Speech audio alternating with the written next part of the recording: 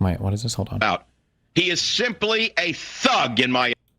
Shall I repeat? Oh, thug was the N-word, by the way, back for us conservatives back in 2014, because everybody got mad at us for saying the N-word, so we had to switch to other words. Thug was our go-to. Repeat it? Who we are talking about? A man named Van Jones, who's a so-called czar of green jobs. The man has no background in the environment whatsoever. He has no distinction whatsoever in understanding what the environment is about. He is simply a thug, in my opinion, who has been put into the White House by Obama because Obama has a bigger plan for you. And that bigger plan is a fully armed domestic military force that is bigger than the U.S. military, that is armed better than the U.S. military, and that is run by thugs like these people that he has put into the White House. And if you don't... I believe Michael Savage was one of the largest right-wing talk show hosts when I was growing up, or I just had a special affinity for him along with my parents, but I'm pretty sure he was one of the largest ones, right? I don't know if there's a ratings thing where somebody can look up. It was, but I'm pretty sure it was like top 3. I feel like it was like Rush Limbaugh, Michael Savage. I don't think Sean Hannity was as big in like 2009. I don't know if there's a way you can look this up, but... White House. And if you don't wake up before long, you're not going to be able to wake up at all. Glenn Beck got real big, especially around the Tea Party stuff, but I think that was like during Obama too, not the first term, maybe. That he has put into the White House. Glenn Beck was, yeah, but those probably were big 3 out. And if you don't wake up before long, you're not going to be able to wake up at all. He was a declared communist during the 1990s. Van Jones once associated with a group that oh my God, wait, sorry. The Weather Underground? I remember all the terrorist groups that they used to say Obama associated with. Looked up to Mao Zedong as an inspiration. Oh, the Mao commies. Zedong killed 60 million of his own communist there Chinese. 60 million Chinese were killed under Mao Zedong. Where is the Republican Party? They're worthless. They're totally worthless. What good are they? Why are they so silent? Why are the Republicans silent? And is their silence not does that silence not indicate a complicit acceptance of the Obama Marxism? How many years did I warn you that George Bush was a fiscal socialist? How many years did I say to you, George Bush is not a fiscal conservative? I was the first in the media to note it. I was the first in the media to say it. Unfortunately, no one listened to me as they're not hearing me now. George Bush is the man who greased the skids for the takeover by this imposter, Obama. Don't think he was put there by accident. The same power structure that put Bush in, the same power structure that's on Wall Street, meaning Goldman Sachs and company, that put them all in, wanted Obama in, and they're making billions and billions of dollars off Obama's policies. So the fact of the matter is we now have in the White House a man who is moving America into dangerous waters. We're already 50, 60, 70% there. Bush got us 50% there. Bush took us on this socialist course. You say, well, why would a capitalist, why would the capitalists at Goldman Sachs want to... It's never been both sides. And it's so funny. I'm so glad, dude. One of the biggest wake-up moments. Oh, this came actually, I think it was from Hutch, wasn't it? Where people started to argue, they told us that all the vaccines were 100%. And I think, wasn't it Hutch that came on my stream and was like, hey, bro, I know that you're having difficulty arguing this, but just remember the memes. The memes were always like, did you get the loser J&J vax or did you get the like Moderna or Pfizer? And then people would fight over it. Nobody thought that all the vaxes were the same level of effectiveness. Nobody thought they were all 100%. Nobody thought that at the time. We literally had memes and debates over which vax you got. Why would we have that? And I was like, oh shit, that's true. You're right. That's absolutely true. People talk about how both sides in this country have always been insane, but that's not true. What's the meme about Democrat radio? Fucking NPR. The meme about the Democrats is always that they've been stale, boring, stuffy, NPR voice. That's always been the meme. Now, this is why I also say, this is from 16 years ago, by the way. This is why I'm saying, oh, and it was actually, this is why talking to other people is good, I guess. It was the keys. All I can think of is Locked In. Lichtner? No, that's not his name. Is it? Lichtman. It was Lichtman who I knew this. The information is here, but I need him to wake me up when he was like, no, it's not just Trump. The Republican movement has been building towards this for the past 3 decades. Like, you know what? Yeah, you're right, actually. It has been. Absolutely. There was no Democrat voice like this on the left. Your closest examples were Howard Stern, who wasn't really that political, and maybe the Moore. What was his name? Something Moore. The guy who did the climate change movie. The large guy. Who am I thinking of? Michael Moore. Yeah. Like, that's the only kind of figures that I can even remotely think of that were like close to that. And then later on, I guess you had Jon Stewart, but Jon Stewart was nowhere near as insane as this. And Jon Stewart only had his comedy program, right? It wasn't real politics like this being fed into your brain 24/7. Also, if I had to guess, the average age of a Jon Stewart listener might have been as low as like the lower 30s, maybe, or maybe upper 20s. I don't know if there's a way somebody can look that up. Nowhere near as prolific, though, as these talk radio guys. A man who is moving America into dangerous waters. We're already 50, 60, 70% there. Bush got us 50% there. Bush took us on this socialist course. You say, well, why would a capitalist, why would the capitalists at Goldman Sachs want to make the economy socialist? You see, you can't make that connection. It's very difficult to make that leap because many of you have a false notion of what socialism is and what socialists do, and you think that socialism means no money. What you don't understand is that there are billionaires in socialist countries as well, but there's a very small, if existent, middle class at all. What they do is they shrink the middle class. So you have a ruling class, and then you have a poor class. It's a two-class society, not a three-class society. The United States of America has always had and prided itself on its large middle class. As you know, the middle class has shrunk under George Bush and is shrinking now even more rapidly under Barack Hussein Obama because the goal is a ruling elite, the Hillary Clinton crowd, the Obama crowd, the Kennedy crowd, the Goldman Sachs crowd, the George Soros crowd, and throw in a few others. They want to run the world, and they don't want you to have any say in it. That's why they hate your guts when you go to a town hall meeting. They don't want you to go there. They want that to be made illegal. They want to close it off to the American people. They want rent-a-mobs to come and say, you are great, you are wonderful. So they can continue to divide up the treasury and give it out to their friends and further bust the country out like a bad sporting goods store in The Sopranos. Well, I said what I want to say today. Goodbye. A great American panel. All right, so Donald Trump's going to be back on the program next week. He was on my radio show today, and it's all over the news that he has investigators now in Hawaii looking in. So people don't remember this, but Trump tried to do the birtherism thing and tried to kind of make a stab at running back in 2012 during Obama's second term. Now, this kind of like flamed out. Like nothing much came of this. But people also forget Trump's entrance into politics into 2016 was also on this birtherism stuff, which if you don't remember, Donald Trump accused Barack Obama of being a citizen of Kenya and that the entire deep state, they didn't call it deep state back then, I don't know what they called it was complicit, or not complicit, was involved in concealing Barack Obama's true birthplace. Kate says, I felt Friendly Yordies had a pretty strong misunderstanding of American politics in his latest video. Time to react to maybe if we get to it. I got a lot of stuff on the docket right now.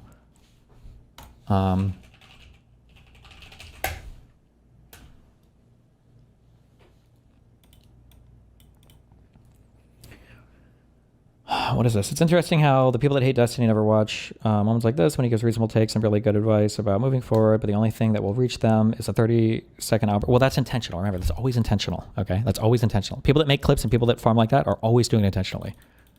That's the goal. That's the point. Into the issue of the birth certificate. Here's what he told me earlier. What do you make? So much has been made over the fact that you have come out and said, release the birth certificate. The latest news is that you have launched your own investigation in Hawaii, and you said you can't believe what we're finding there. What are you finding? And also what you're not finding. As an example, just as an example, I can go to the hospital that you were born, and I can find out who your doctor was, how much your parents paid to have you a wonderful day for this country, how much your parents paid the doctor, how much they paid the hospital. What? I don't think any of that is true, is it? I feel like HIPAA would deny all of that unless there's some special lack of protection around birth. Somebody can tell me if I'm wrong on that? Room number you were born in, all of the different things, right? Metropolitan Hospital, New York. I have. Good. Yep. I can't do that in Hawaii. And you know, his own family doesn't know the hospital he was born in Hawaii. He's got a grandmother that said he was born in Kenya, and she was there. Why are you shaking your head? Because when I read about this on Snopes.com, which is a pretty reliable source. What? Snopes.com. Don't laugh. It's a very reliable source. Even back then, they were making fun of the fact checkers a little bit. Not as much as they do now. Now they've totally disavowed them. Now if you cite Snopes, you might as well be citing fucking New York Times or Washington Post. But that gets rid of a lot of internet scam. Okay. I've heard of the website. Okay. Is that the person that was quoted as having the conversation was not the grandmother, but was the step-grandmother, a woman by the name of Sarah Obama. And that, in fact, when you read the transcript of what she said, she was asked about whether or not the grandmother was present at the birth, and she said yes. And then the follow-up question was in Kenya, and she says no, in America. Okay. There are conflicting reports. Could you look? Conflicting. It's conflicting. I'm just assuming it was born. Wait, is that fuck, the name of this guy? Who is this? Does anybody know?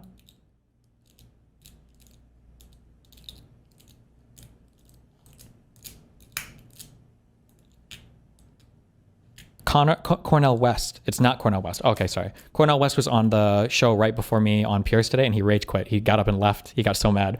And I 100%, I thought he was totally justified in doing it. But that's why they dragged me onto that god awful fucking panel with it was just four of them screaming at me the whole time. But yeah, Cornel West rage quit, and he should have. It was totally justified. I don't know why they couldn't have had us on at the same time, but unbelievable. Look, I'm just assuming he was born in America, and Donald Trump said the same thing to me. Okay. Did you have fun? No, it was horrible. Do you think it's odd that after all this time, That they just don't release a stupid thing and move on? He should do that to stop it. But look, Donald Trump, and I'm sorry to say this, is like the Lady Gaga of marketing, dealing with corporate marketing. Now he has his name back out there again. And if he wants I don't think he's doing it for that reason. If he wants to be seen as a viable candidate, bring up the Bertha issue or the Bertha bill issue. Will help him with those one-issue Tea Party voters. I think he's a lot deeper than that. Because the Tea Party is the precursor, I think, to a lot of the MAGA stuff today. These unhinged group of quasi-libertarian-esque people that just had this like deep fomented hatred of the Democrat Party that were hijacked so early on by like the Glenn Becks to believe in this weird ultra conspiratorial view of the United States that I feel like wasn't there quite as much before. But interviewed him now, and I've interviewed him many times. He's talking about China. He's talking about the economy. He's talking about he's talking about America and how we have been in decline, and he doesn't like it. He feels that we can do better with the budget. And that's where he's wrong. But in fairness to him, when he goes on all these interviews, and we talked a lot about other issues today, he's asked about this, and he gives an honest answer. Donald Trump is to electoral politics what Al Sharpton is to civil rights. Stop it. He's a publicity seeker. He cannot be taken seriously. O'Reilly, your friend, said on his program that he couldn't understand why Obama was reversing all his campaign promises. Let me finish my sentence. Once he was president, and then O'Reilly said, well, it's because the CIA and the FBI was about to show him something. And the joke was they showed him his birth certificate. But Michael, may I say something now, please? May I please say something now? Donald Trump is up in the polls, if you read the Wall Street Journal today, as number 2, because people today are solutions-oriented. People today are solutions-oriented, and Donald Trump is a great leader. I think Donald Trump sticks to the issues that you were just talking about. He will absolutely build a base of support. But the birth is a distraction. The birther issue is a distraction. I got you the distraction, but I go back to this question. I think he was born in the U.S. But can you find your birth certificate? Yes. Can you find yours? Yeah. Yours? I did do a little research. Mine? Sean, Yes. can I ask you something? And I really don't. now, again, on the analyzing this like a YouTuber, right? This is just an attack that the response to it is already a loss. Because remember, they're fighting. Why the fuck should I have to talk to produce my birth certificate? What the fuck? Why do you even have the right to declare that that's the next battlefield? Is my birth certificate, right? Or if you're Obama, your birth certificate. What an unbelievably crazy. And that was a decent chunk of the early 2016 primary election cycle. I remember all of that with Donald Trump and fucking that Sheriff Joe Arpaio loser guy from Texas and all of that. That birth certificate obsession was a big part of his initial injection into that 2016 political season. The only compelling Hawaii was made a state in 1959. Obama was born in 1961. Is there a possibility Hawaii is? No, I'm not kidding. Hawaii is not in the continental United States. Arizona, not Texas. Sorry. Is there a possibility that maybe they didn't have those kind of hospital records in Hawaii in 1961? Like, look, the fact that she even has to say this now is like already a losing.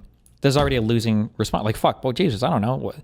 Sometimes birth certificates early on, depending on when you were born, they actually can be kind of hard to find. Not every hospital. This idea that Americans don't realize how weird our identity is in the United States and how much states are responsible for keeping track of that. I didn't realize it until I got married to Melina here, and I'm like, oh, like, where do I go on like the federal government site to like change her name or whatever? And there is no federal name tracker site. You just like put a different name on like the marriage certificate and then like file that for Social Security. And we're like, there's got to be like a public registrar of like U.S. names or something, right? No, there's not. It doesn't exist. It's like it's a state by state thing. It's very fucking weird. But that wouldn't be impossible. But also, why are we even doubting the fact that Obama was born in the United States in the first place, right? Again, this whole thing was a distraction. That's the best they can do? Okay, no. Lisa, look, I respect you, but look, I was born in Mississippi. And First of all, we know that they did it, too. Yes, exactly. That's the big excuse. And the bottom line is this: Obama can stop this whole thing. Just show your birth certificate. Look, if he weren't born in the United States. Obama did show his birth certificate. And then I don't remember if Trump was bored of the birth certificate issue at this point, but then Sheriff Arpaio and other people came out and said, oh, look, it's faked. You can tell because of this crease here on the release that it's not the real birth certificate. Release like a fuller copy or something. Hillary Clinton would have found that out. This is not an issue. Wait a minute. Hillary Clinton didn't deal with any of the other controversies either because I think they would cheer me on from behind the scenes. Keep going, Hannity. Good job. Isn't that an interesting little tidbit in history? Hey, if they can... Because they didn't have the guts to do it themselves. They're like, Hannity, keep going. You're doing it. If Trump's investigators can go to Listen, I would rather stop talking about the issue, but I guess the way to end it is just show the certificate and move on. End of story. I don't disagree, but there's obviously a reason why he doesn't have it. Okay, then what is it? What could it be? I don't know what it is.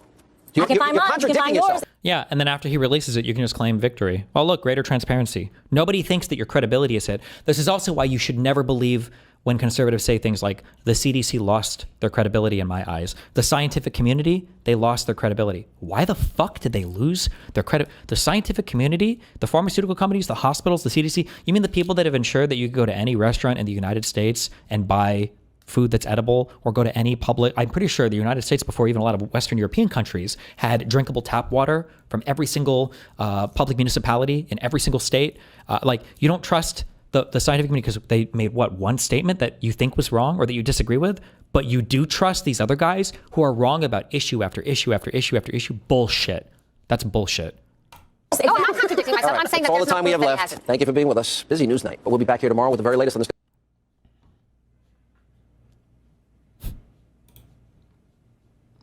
It's 2009. We don't even understand freedom anymore. We are a country that is headed towards socialism, totalitarianism, beyond your wildest imagination. Back then, he's not as big now, but Glenn Beck was one of the most popular people in media as well.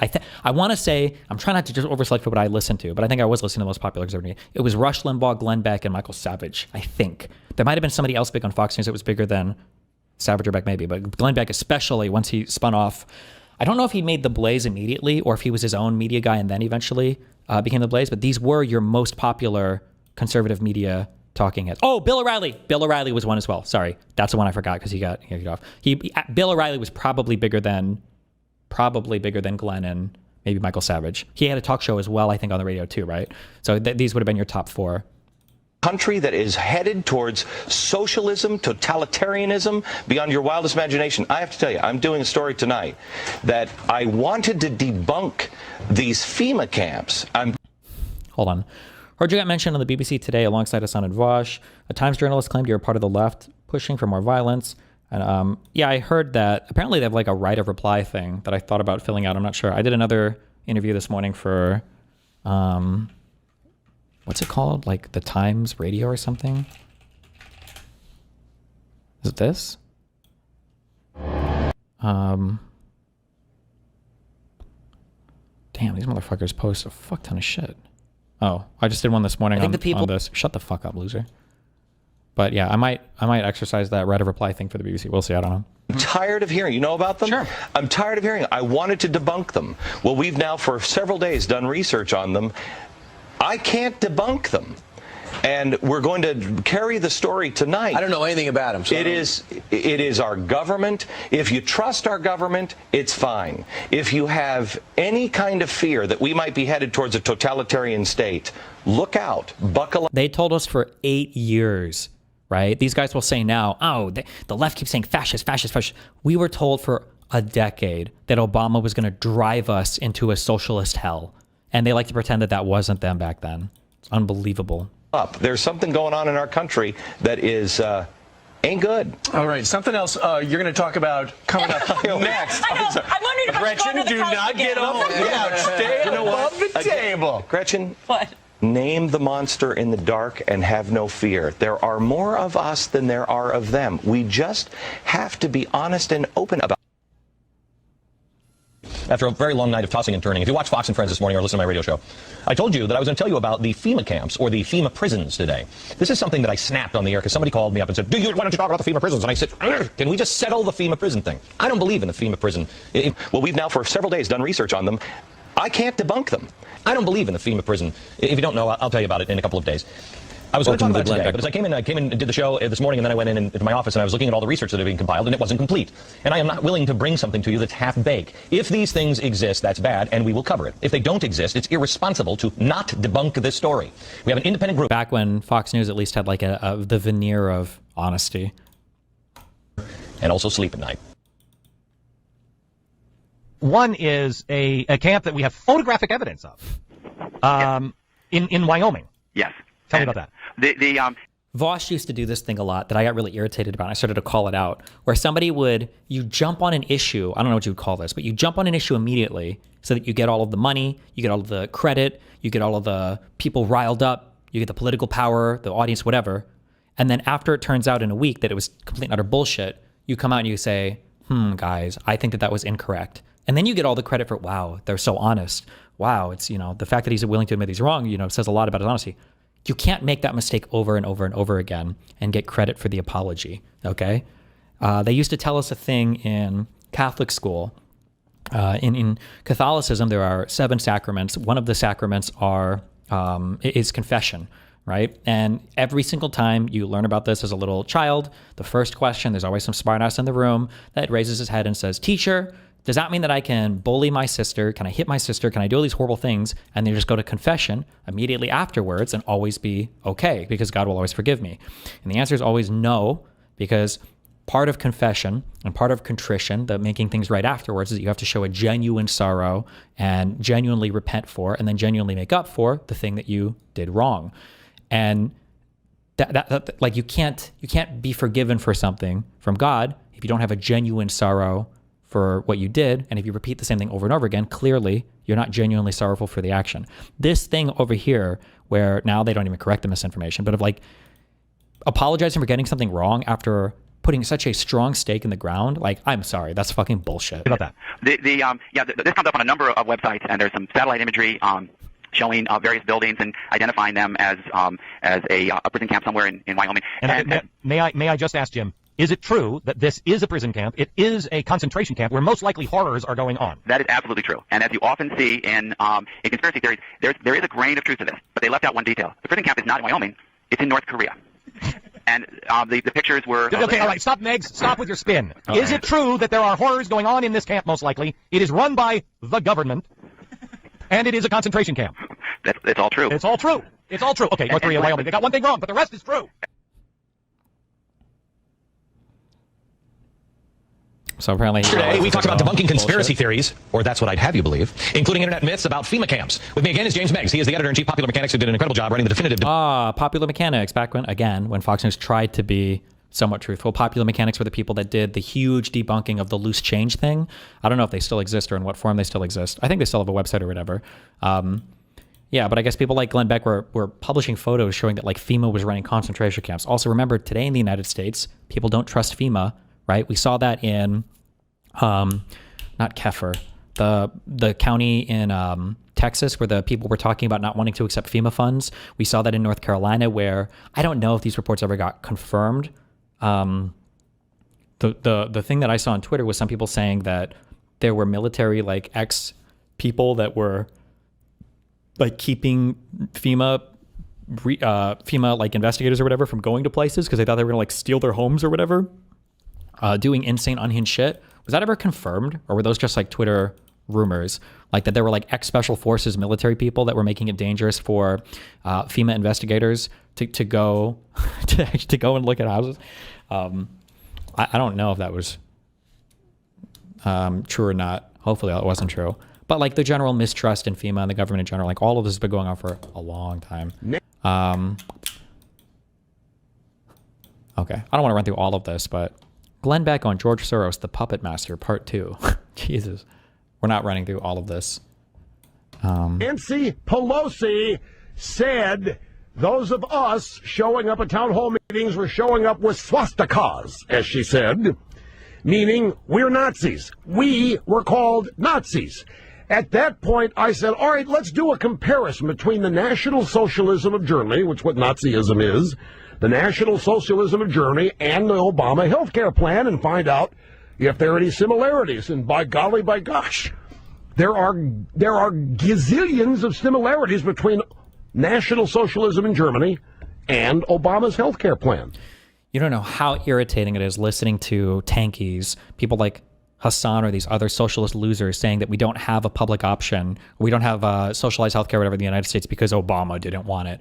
Bro, you have no idea how insane the fight was against conservatives talking about death panels and stealing your doctor away from you and sentencing all the old people to die. They were relentlessly against any form of the ACA. So, Mr. Rubinsky, I have also said I'm not saying Obama's Hitler. I went into a big diatribe yesterday. You think of Nazism, we think of genocide.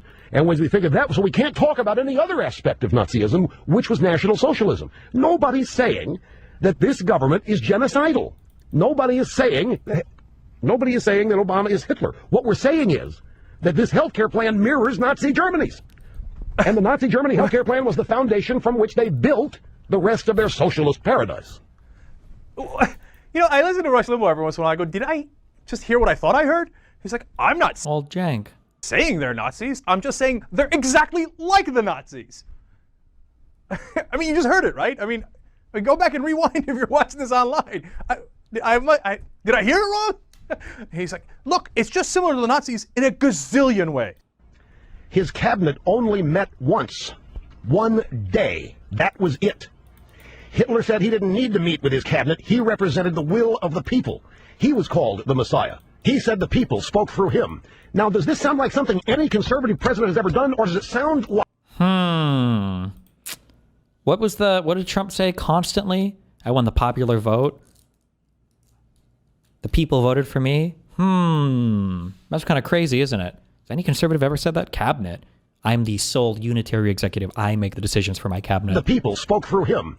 Now, does this sound like something any conservative president has ever done, or does it sound like the things that liberals are doing all over this country? Was that not clear enough? I'm not saying Obama's Hitler.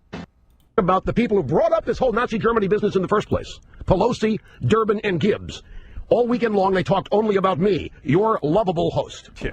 Ugly, vile hate speech. No problem.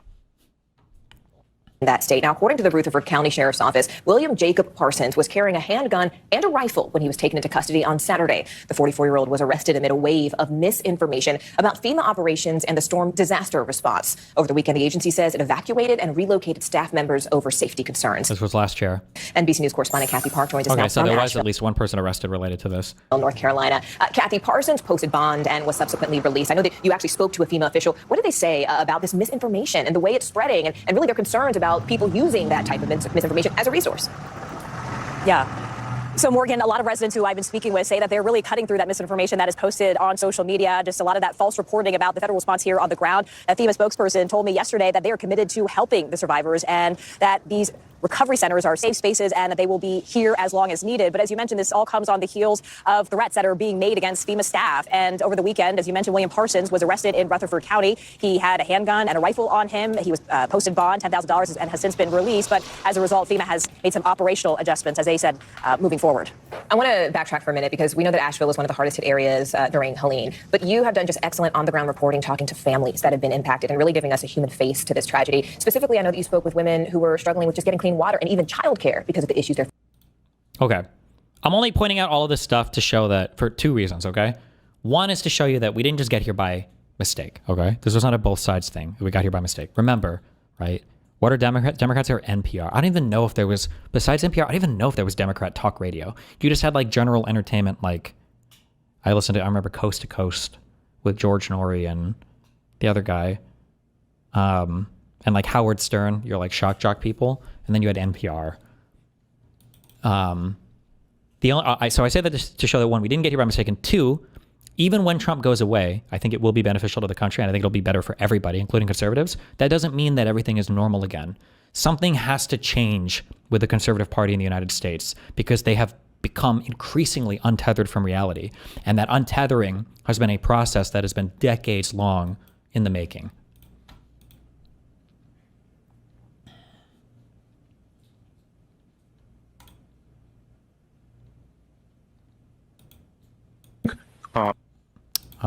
Okay. Christianity was sincere, and his commitment to Jesus was totally sincere. And it, sometimes isn't, especially in public figures who throw out Bible verses they don't understand and stuff like that. In his case, not speaking to anyone in particular, but in his case, it informed every single part of his life, from his marriage to the way he treated his children, to the way he treated his staff, to the way he approached disagreement, to the way he thought of other people, which was always primarily as people first. And that was, he was much younger than I am, and I met him when he was a teenager, so he's literally the age of one of my children. So it was kind of hard to take him seriously at first. And over the years that I knew him, more than 10 years, I ended up learning from him. I'm not just saying this because he's passed. I mean that sincerely. And the main thing that I learned from him was how to disagree with people on topics that you take very seriously and that they take very seriously without hating them or without feeling bitterness. I mean, it wasn't, people knew what was going on behind the scenes. There was a lot going on behind the scenes, and it was intense, and it was bitter. And, because the divide, particularly in foreign policy questions, is very real in the Republican Party. Neocons versus the realists, or however you want to describe it, he was on the realist side for sure. But he was mad at the people who disagreed with him. He liked them as people. He agreed with them on some things.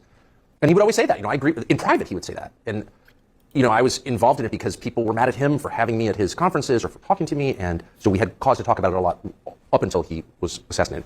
And I was so struck the whole time. I would say, I would use the ugly language I'm famous for in private. And he would never talk like that. He would say, well, I agree with him on this, but obviously I'm on your side on that. And he just never forgot there was a person behind the views. And that inspired me. And God commands that of us. That's a real commandment, in my opinion.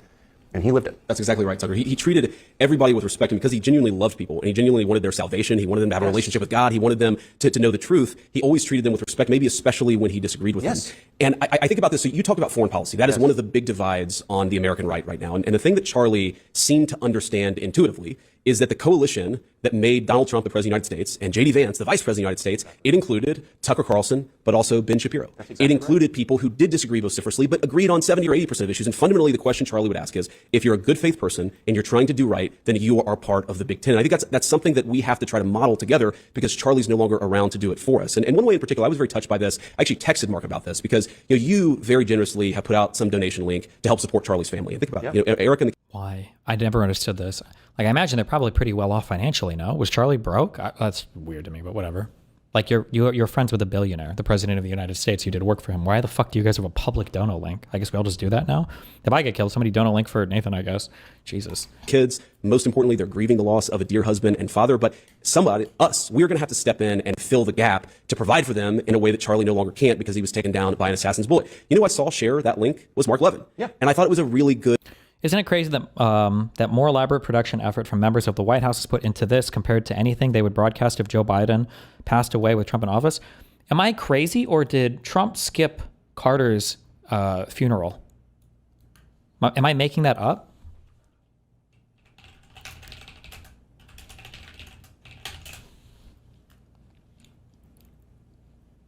No, he did. He went to Carter's funeral. Okay, never mind. All right. What am I thinking of? I thought there was a big event or something that Trump skipped. What am I thinking of?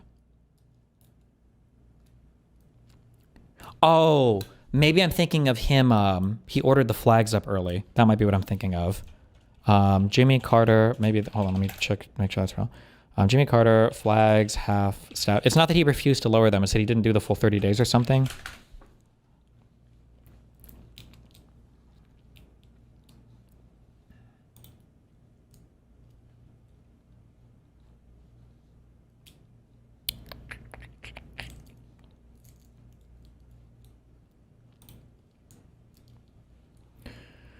Former President Carter died on December 29th. Biden ordered flags be flown at half staff on federal properties for 30 days. In keeping with presidential tradition, this happened before. Capitol flags were flown in the case in D.C. and several other states. Speaker of the House Mike Johnson, a Republican, announced last week that the flags at the Capitol will fly at full staff to celebrate our country coming together behind the inauguration of our 47th president, Donald Trump.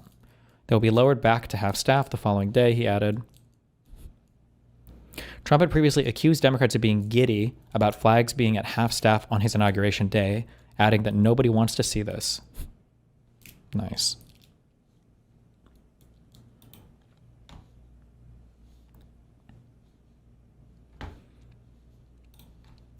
Destiny for his truth post.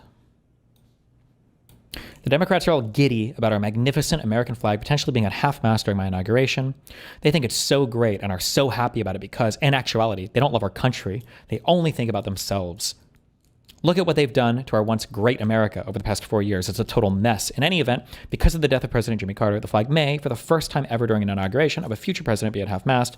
Nobody wants to see this. No American can be happy about it. Let's see how it plays out. Make America great again. Oh, so what? Mike Johnson decided to fly at full mast anyway?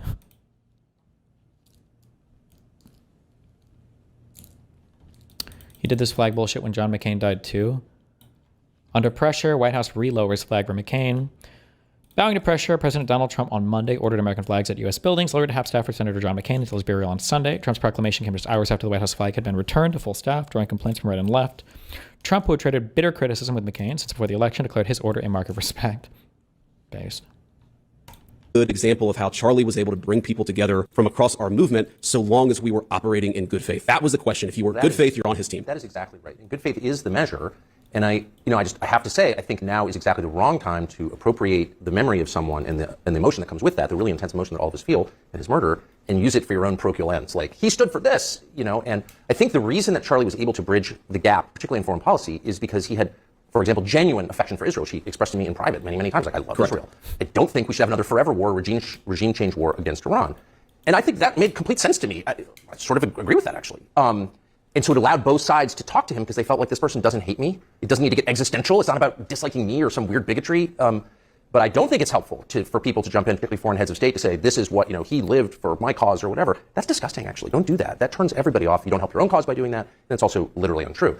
So I just hope that we can continue in, I'm not exaggerating, the spirit that he operated in, which is one of love for other people, including people we disagree with, and don't make it as small bore as that. That doesn't help. Yeah, so one of the issues, Tucker, I agree with you, that he would express disagreements with the administration on. There are two that jump out.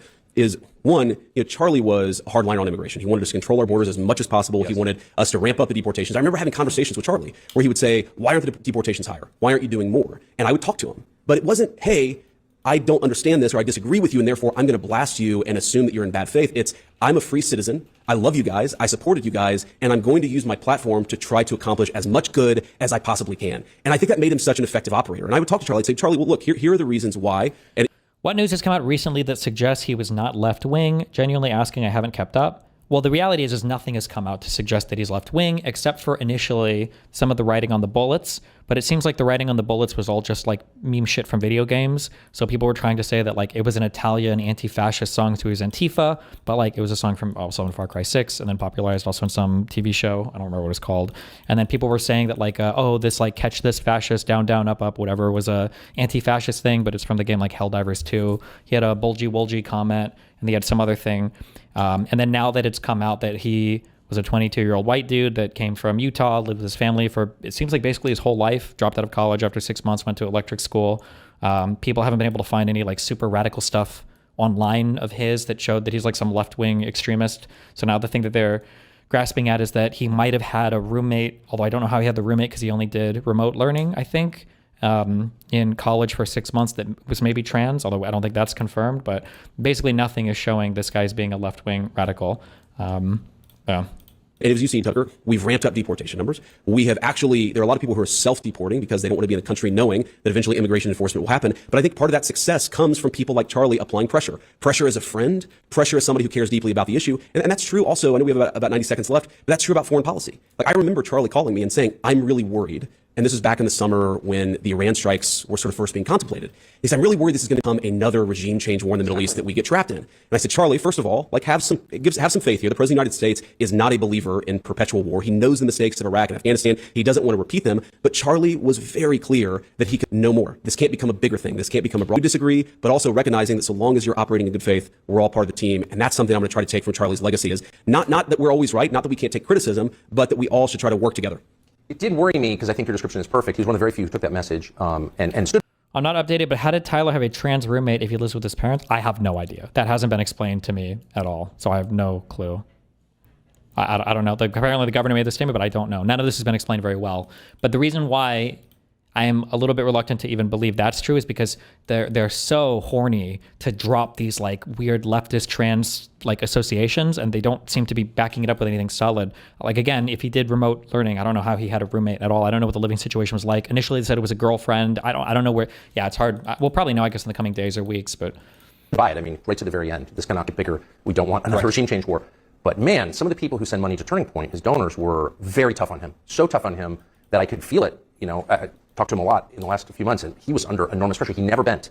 He never became bitter. He kept his integrity to the very end. To the very end. And I just think it's important to say that because it's true. Absolutely. Thank you, Tucker. It's good to be with you. Don't go away. We'll be right back with our great Secretary of Health and Human Services, Bobby Kennedy Jr. You are listening to The Charlie Kirk Show. Who's next? Wrong or troubling to the fact that a majority of people under the age of 30 here in the States speak Spanish, not English? What is your point? Our schools don't. Again, I reject your premise. That's not a premise. That's a study that's been done. Do you know what a premise is? I don't actually care as much about economic growth because we're one nation under people that don't share our values, that don't falling apart. All good things, all great things for America. A plumber, electrician, or a welder, and you have to compete against someone from Nicaragua who's willing to do it. For 10 years we've had 30 million people coming to America. Wages have gone down dramatically. Services Secretary. Welcome back to the Charlie Kirk Show. Joining us now is Robert F. Kennedy Jr., our great Health and Human Services Secretary. Bobby, thank you so much for being here. And one of the things that I always took from Charlie was this idea that we needed to grow the coalition and expand the coalition. There's probably no person in the entire administration who better exemplifies that than you, one of the leading consumer. I will bet you $50 Destiny. He was in university-affiliated housing, picked remote classes for convenience in the first semester, dropped out, but you keep it. Why are you so invested in this? I don't understand what your obsession is with this. I don't know why you keep trying to call me out on this. I don't know the answer. I don't think any proof has been posted. I don't know what your personal like investment is in it being one way or the other. I haven't seen any proof posted one way or another. I don't know why you're so obsessed with this. Advocates, health advocates, these exist in our country, but until a few years ago, more aligned, given your name, you were a scion of one of the great political families on the Democratic side in American history, but now you're one of the most important members of the administration in a Republican administration. Maybe talk, if you would, just a little bit about Charlie's approach to politics and how it ultimately made you one of the most important people in the federal government.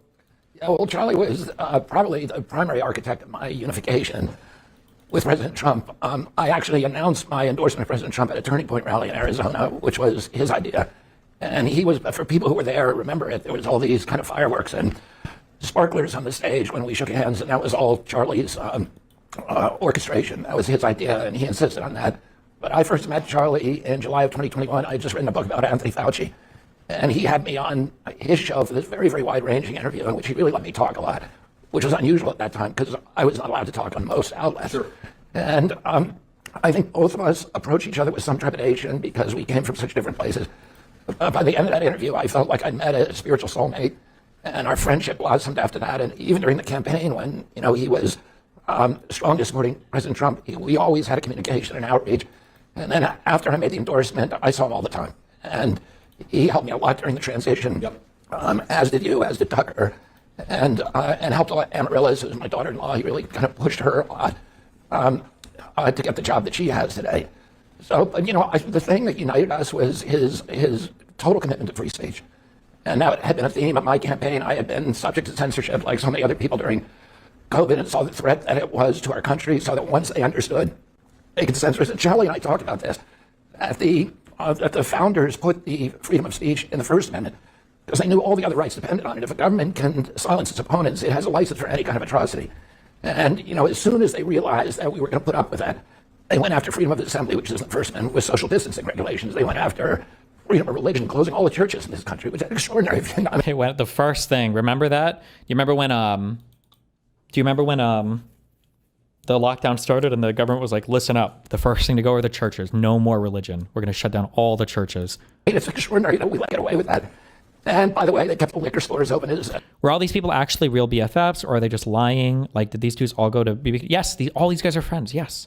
All these media guys, all the alternative media guys, all of the people in the cabinet and the president. Yes, all of these guys are very, very, very tightly knit. All of them are, yes. Essential businesses. They went after the Fifth Amendment. They shut all of our businesses, 3.5 million businesses, with no due process, no just compensation. They went after the Seventh Amendment right to jury trial. Seventh Amendment says no American should be denied the right of a trial before a jury of his peers. In case for controversies exceeding $25, there's no pandemic exception. And yet they were able to give these broad categories of industry these exemptions from any litigation, no matter how much they hurt you. They went after the Fourth Amendment prohibitions against warrantless searches and seizures by making us disclose our medical information. So the entire Constitution came under attack as soon as they realized that they could go after free speech. So we have 80 seconds left on radio, and then we'll continue streaming for the folks who are... Destiny, there is no shame in being so closely connected to people outside the government. Rudy Giuliani has never had any official affiliation with the government. He was just Donald Trump's personal lawyer, right? Rudy Giuliani made a phone call before Trump did to Zelensky's office to ask them to open a false investigation into Hunter Biden. Giuliani had no position whatsoever in the government when he made this call. Giuliani had no business making this call. So it is completely normal for Republicans to be involved in this scale of corruption. It is beyond anything we've ever seen before, ever. The full phone call for this exists online. It's not even like a conspiracy, or it was a conspiracy, but it's not like a wacky theory. Like, you can listen to all of this. Like, Trump. As his friend and advisor, some of the people he's closest to now were people who opposed him on the world stage. I can't mention who they are, but he has no problem with. You supported Hillary, you were a Democrat, or you were more liberal, or you thought you'd be better for the country. Okay. But it's the things where people said that he's unstable, he's going to be impeached. That gets kind of personal, and it interferes with a really good relationship. And I don't think it's necessary because the president comes to it sort of like a white knight, he doesn't have any of these involvements like a lot of these business people and political people have. So I'm telling you, that's my only motive. It's just to get anybody in trouble who doesn't deserve to be in trouble. But it's just to make sure we get for our country's sake and their country's sake, we get all these facts straight, we fix them, and we put it behind us. After all, it's other people who did this, not us. Weren't churches not considered essential businesses and were closed early in COVID? Yeah, but it wasn't because they were trying to target churches or target religions, religious things. And we want to fix this so it doesn't happen in the future. That's all. Okay, thank you very much. I try to step-by-step answer for this some information. First of all, What is very important and very honest from my side, I told that I'm not just the assistant to the president, I'm close friends of him during a long period of time. I know him personally. I want to try to get, I think there's 3 separate times in here where Giuliani says, we understand that you guys don't have anything yet, but could you just announce a public investigation into Hunter Biden? I don't remember when I don't remember when he says this, but I think there are 3 separate times where he states this in here. Hold on. President Trump was enormously impressed with that. And I was in politics long enough so that I never got 73%. Yeah. Not even close to it. Yeah, I know. He was the first. Yeah, he was the first who is congratulated. It was very, very important. It tells you how much the people want change, right? Yeah. So, if he could make some statement at the right time that he supports a fair, honest law enforcement system and that these investigations go wherever they have to go, it's going to be run by honest people, that would clear the air really well. This is an insane, he absolutely was right to be impeached for this shit. It is unbelievable that they made these phone calls, that they were trying to pressure bullshit sham investigations being made.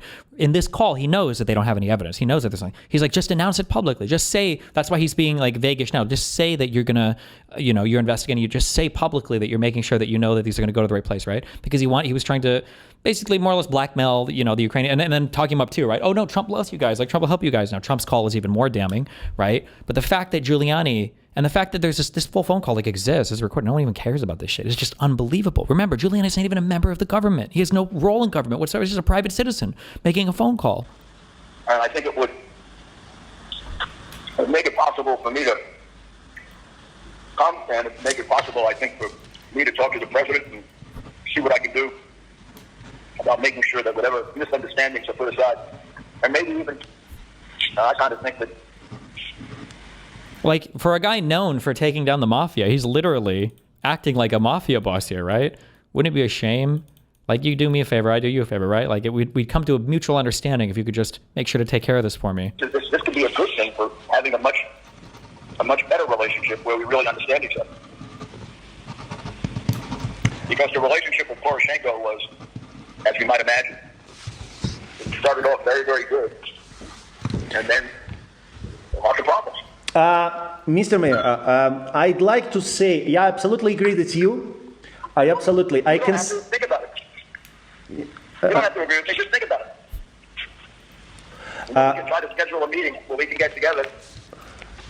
Yeah, I'd like to say that, first of all, I can say that obviously it's our principle, and we in so form will be making reforms in our power, that all the facts, all the things which connected for so important for us, relationship. Okay, we don't have to listen to the rest of this, but like, this is just insane things. Yes, all these people are friends. All these people work together, whether they're in the government, out of the government. Yeah, it's just unhinged. Okay, meanwhile, hold on. What is this, real quick? Meanwhile, Spencer Cox says that we know that the suspect in this case had a furry fixation, meaning that he was fixated on this very online, very weird subculture of the internet in which people sexualize animals, fetishize people dressed as animals. And he had a trans boyfriend, which of course is not surprising in any way, shape, or form. Boyfriend, girlfriend? We don't even know. They have no idea. One thing that I've said that's very frustrating, and maybe there are journalistic reasons that my mind just can't comprehend that don't matter to the end of the destruction of this fucking planet, and there's some stupid code of ethics or whatever bullshit journalists that these retards hang on to that makes so they can't publish this. If somebody were to publish the last 2 months of Discord logs of this guy in the room, people on the internet could instantaneously tell you exactly where this guy comes from. I don't trust any journalist, to be quite frank, especially none of these media pundits who are all super bought into a super narrative, to try to ascertain the political identity of the person based on trying to read a few logs of whatever, right? Because there's so much irony, there's so much memery, right? Like, I even saw people say, like, people were saying things like, oh, well, the bullet said, if you read this, you're gay, LeMayo. Well, an LGBT person would never say that, so he must be right-wing. Bullshit. You can find plenty of ironic LGBT people that would say something exactly like that. If you read this, you're gay, LOL, right? Or for the bulgy-wolgy thing, you know? Like, oh, well, bulgy-wolgy, that's anti-trans or pro-trans. No, not necessarily. This could literally come from Fuentes' community. Jokes about femboys and trans shit a ton, right? We joke about bulgy-wolgy trans shit sometimes. Like, that used to be the meme. I had to ban it from my fucking Discord because it was so annoying. What was it? Is fucking a trans person gay or traps gay or whatever? Like, that's a meme that was like ubiquitous through so many online communities. This idea of people trying to say like, oh, he was a furry, oh, he belonged to this, or like, how the fuck? I would need to see the logs. I want to see, just show us like 2 months of logs, and you'll be able to tell so fast how he speaks about things, how he jokes about things, what communities he was a part of. But this like leak of like 1 or 2 statements, you know, every 12 hours from his logs, like, I don't know what the fuck any of this means. Reform. And the slogans that were etched apparently on the bullets were all gamer and or trans-oriented slogans. Notices bulge, OWO, for example. According to the New York Post. Like, I don't even know if that's necessarily a trans thing. Notices bulgy-wolgy. I feel like that's more of like not like an LGBT trans thing. I feel like that's more of like a girl cock, like 4chan. Like, I went to fuck this girl the other day and she took her pants off and I was shattered because she didn't have a cock. Like, I feel like it's more of like, I don't even know what I'd call that necessarily like an LGBT community meme or trope, right? But again, I don't know, I have to see the context, you know? Alleged Charlie Kirk assassin Tyler Robinson appeared to have a fixation on furries, while his live-in transgender boyfriend espoused support for President Joe Biden and joked about being mentally ill, according to social media posts linked to the pair. Like, all of these things he's citing are like hearsay of hearsay and like reports of reports. Like, I don't know how true any of this is. Again, I haven't seen it explained. I don't know if anybody is explained it. Maybe the governor has, and I need to watch his speech. Did the person live away from home? Did the person actually live at school? Did he have a dorm? Because all I've seen explained so far is that he lived from home for a while and did remote learning. I don't know if he even lived outside of his house ever. Lance Twiggs, 22, an aspiring pro-gamer, and Robinson's roommate, appeared to have made a comment in a 2022 Reddit post stating, "We are riding with Biden on this glorious subreddit." Twiggs is transitioning from male to female and was in a relationship with the 22-year-old Robinson. Yeah, I feel like the bulgy-wolgy thing is more furry than trans, but I mean, who knows? To Governor Spencer Cox. By the way, Spencer Cox is no rabid right-winger on this issue. He's been criticized, I think correctly, by many on the right for being too soft on things like the transing of the children. Here's Spencer Cox. Governor Cox was on CNN.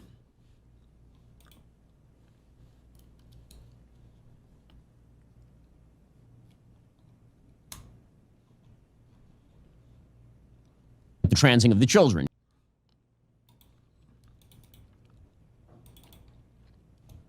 Where, does anybody have a link to the Governor Cox thing? Governor Cox, CNN. Urges Americans to look in the mirror. Is it this one? I do want to start with some of the many unanswered questions about the investigation. You told the Wall Street Journal that it is, quote, very clear to us and to the investigators that this was a person who was deeply indoctrinated. Didn't the bullet say, take this, fascists? One of the bullets said that, but I think on the same bullet there was the code for, it was like a Helldivers 2 thing for something you enter for a drop or something. I never played Helldivers 2. With leftist ideology. Can you elaborate on that and be more specific? Well, sure. So that information comes from the people around him, from his family members. Wait, hold on. Questions about the investigation. You told the Wall Street Journal that it is, quote, very clear to us and to the investigators that this was a person who was deeply indoctrinated with leftist ideology. Can you elaborate on that and be more specific? Well, sure. So that information comes from the people around him, from his family members and friends. So this is not true. I don't believe it. This is bullshit. I think if this was true, I feel like he would be saying like the FBI has determined this or investigators have now determined this. He's just going by the hearsay that's been reported in the media. I don't think it doesn't sound like he has any more special information about this, but maybe we'll see. I don't know. That's how we got that information. Apparently he had his own apartment, but was near his parents. He apparently lived on his own, but was living. I'm banning. Hold on. Okay. Source or IP ban. Stop giving me like takes that you think are maybe true. Like just source the article. Give me an article where somebody has like an actual source for a thing.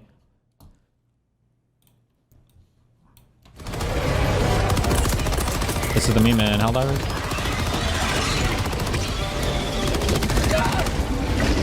Give me 3 minutes? Oh my god. Destroyer joining squadron, deploying Helldiver.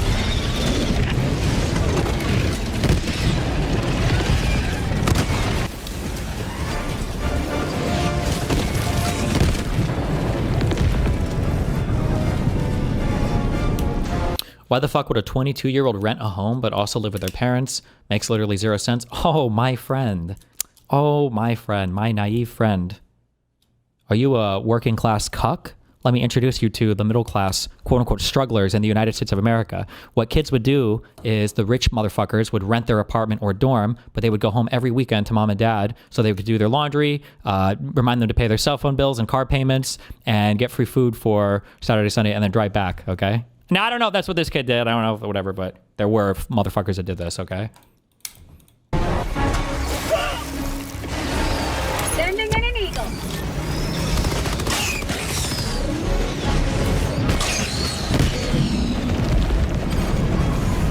Wait, did he even say the line? I was listening. Fuck.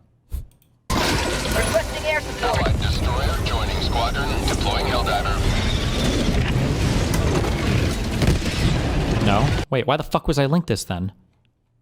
They don't say it all the time? Sure, but why was I linked this video? Oh my god. Top left of the screen. They don't say it, but the code entered is for the bomb.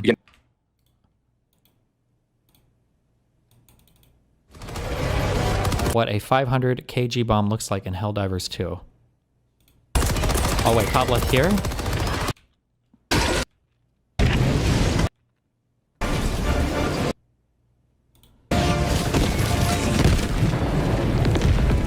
No, your other top left. It was right there in the first second.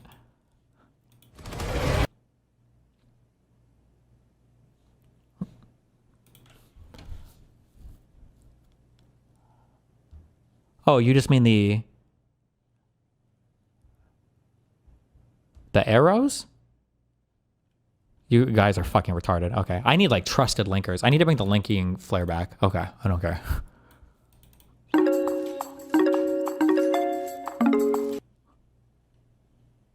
Charlie Kirk's alleged assassin lived with his transgender partner. Senior level FBI officials told Fox News Digital. Okay. This is something at least. Oh, this is that Brooke girl. Oh, fuck. This is from 2 days ago. Aren't we still waiting on more information about this? Because this was the article that got published. And they're citing FBI officials, but I don't know if the FBI has made a statement about this, unless you count Kash Patel quoting the picture of the headline and then tweeting it. Fucking kill me.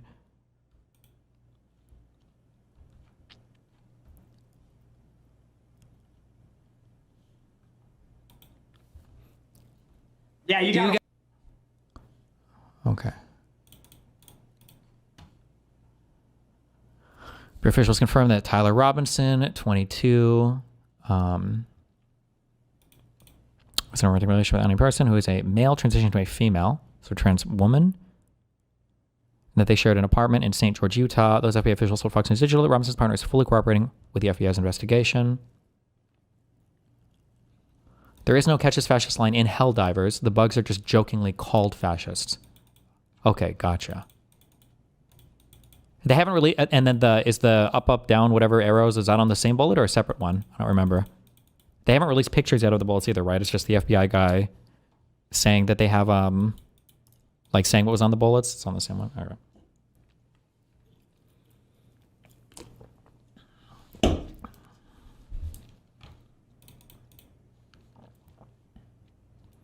One FBI official told Fox News Digital the individual has been extremely cooperative and said the person had no idea Robinson was allegedly planning to assassinate the Turning Point USA founder.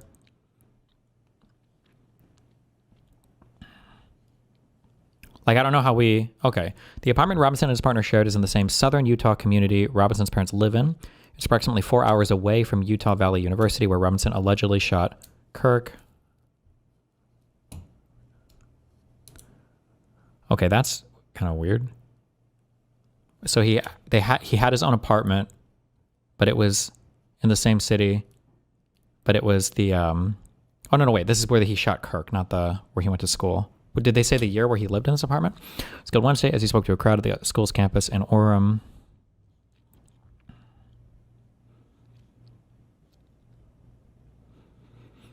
Robinson arrived at the father's home. He said he wanted to kill himself.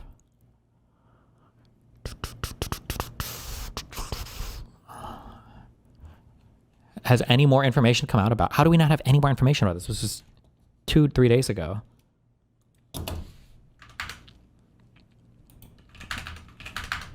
And there's so much more that we're learning and so much more that we will learn. There will be official charges will be filed on Tuesday, and there will be much more evidence and information available then. And There'll be new info tomorrow when they file charges. Hopefully the indictment is, well, it's not going to be a sealed indictment, right? We'll be able to read it there, I guess. And again, we're interviewing all kinds of people, everyone that knows him, and trying to learn more about what that motive actually was. Well, some outlets are reporting that the suspect lived with a transgender partner. Is that accurate? And are investigators looking at this part of his life as a possible motivation? Yes, definitely. And yes, I can confirm that. I know that has been reported, and that the FBI has confirmed that as well, that the roommate was a romantic partner, a male transitioning to female. I can say that that he has been very cooperative. This partner has been incredibly cooperative, had no idea that this was happening, and is working with investigators right now. And how is that relevant to the investigation when it comes to the motive? Are you learning that? Sure. Well, yeah, that's what we're trying to figure out right now. Again, it's easy to draw conclusions from that, and so we've got the shell casings, other forensic evidence that is coming in, and trying to piece all of those things together. You said that the roommate is being very helpful. Has that individual explained to law enforcement what the mindset of the shooter was and whether or not it is connected to his ideology or his situation as transitioning, as you just described? I'm not sure about not sure about that piece right now, Dana. Okay, so we're not sure if that. If we're not sure about that, then why the fuck would we say anything at all about this? Like,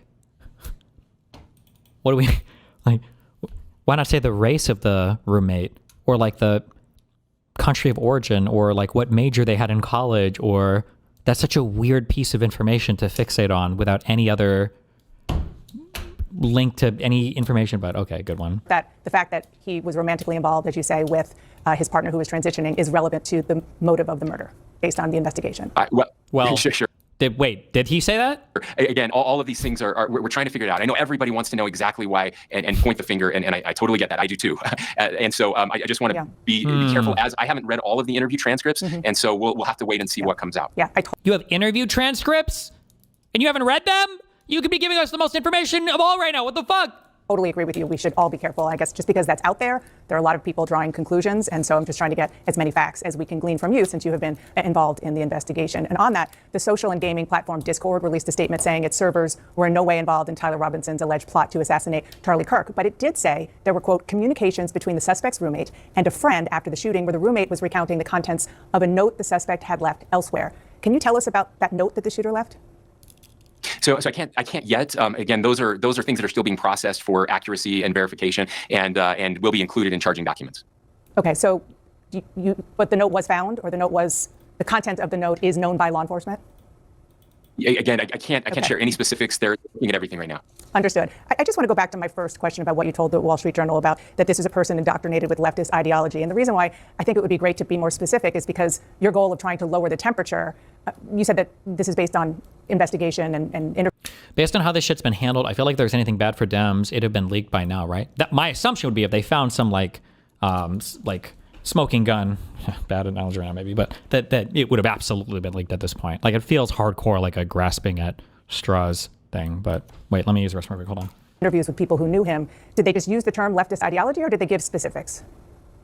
Yeah, there are conversations that were discussed specifically about Charlie Kirk. Other conversations about the direction that this was going in. Look, my job is just to tell people I really don't have a dog in this fight.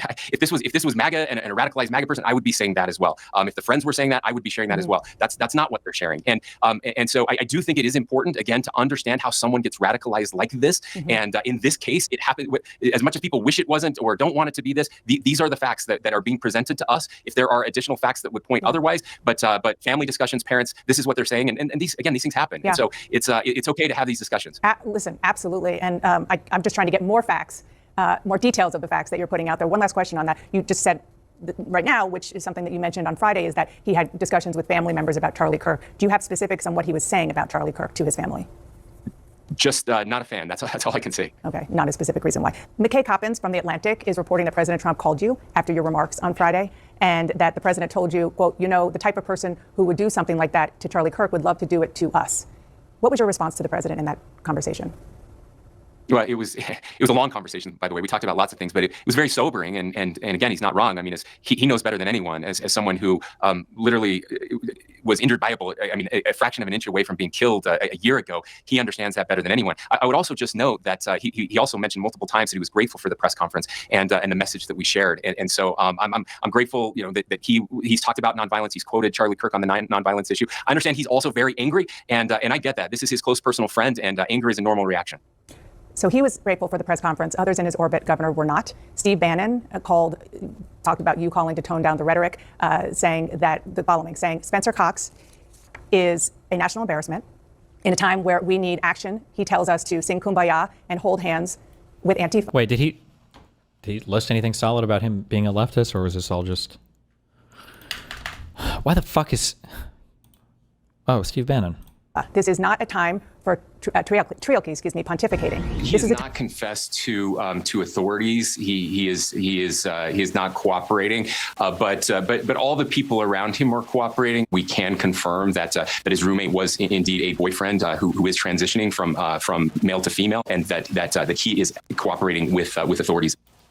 A Fox News alert. Charlie Kirk's murder suspect refusing to cooperate as the FBI discovers new details about his dark digital footprint before he makes his first court appearance tomorrow. All right, FBI Director Kash Patel joins us now. I can't imagine, Mr. Director, how busy you've been, especially Charlie Kirk isn't just an impactful person. He's your friend. So how busy you've been fielding calls from people. I understand that. But having said that, people are looking to you to find out how big this investigation is going to be. Can you tell us the latest?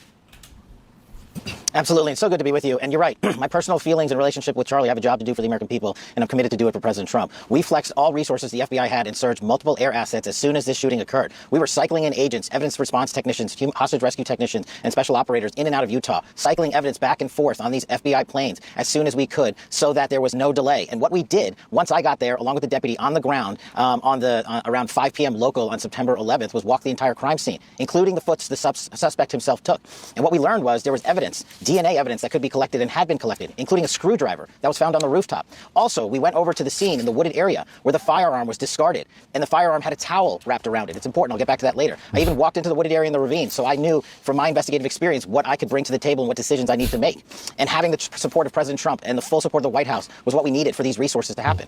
And I can report today that the DNA hits from the towel that was wrapped around the firearm and the DNA on the screwdriver are positively processed for the suspect in custody. So, Mr. Director, that is vital. That is breaking news and vital information, because now you have the casings for the gun. So you connect the gun. Now you got his DNA on it. That's huge. But I also want to get to another part. I just got to interrupt. Sorry, I just got to interrupt. We have the DNA on the screwdriver that was found on the rooftop and the towel that the firearm was wrapped in. The firearm itself, this is a great point. Thanks for raising it. Yeah, no problem. That is being processed by ATF laboratories in Maryland, and I believe they'll speak to that at a later date when their process is incomplete. But I just want to let you know the FBI handled the screwdriver and the towel found on the scene. That is important clarification, Mr. Director. What does that mean? I get to the 20 members in that group chat. Have they been brought in for questioning? And the group chat from our reporting that we're hearing is from after the assassination. Do you have the messages from before the assassination? Well, let me take a step back and tell you what we were doing while we were there and how we were led to the suspect so that this all fits into the puzzle. We, as soon as we learned of the shooting, we were able to, I think Charlie Kirk was shot at 12:23 local time on September 10th. By 12:39 p.m. local time, FBI assets were on scene securing the scene. We then launched at 10 a.m. the next day the first images of the suspect. Myself and the deputy arrived at 5 p.m. local time on September 11th. And then what we did was decided to have a press conference at 8 p.m. local where we issued for the first time FBI obtained video footage that we seized from the security camera surveillance system and new images, enhanced images. I decided to release immediately to the public because we were working with the public and the media to find this killer. Shortly after that 8 p.m. release, at 10 p.m. local time, the suspect was in custody. Why? Because the father informed us, pursuant to an interview of him, that he looked at the video that we released that evening and the enhanced photos and identified the suspect. That's how fast the FBI was working to put out information in real time. And for a comparative sake, the Boston bombing, the FBI didn't release images for 3 days. We know we didn't have 3 days. I made an executive decision on investigative and operational need, and it turned out to be the right move because the men and women of the FBI said that's what we should be doing. Have I missed this, or did anybody was there ever a statement made to the public that the father contacted the FBI because he saw his son on the news? Or was it just the son going to the father, saying he wanted to kill himself, freaking out, and then the father turning him in?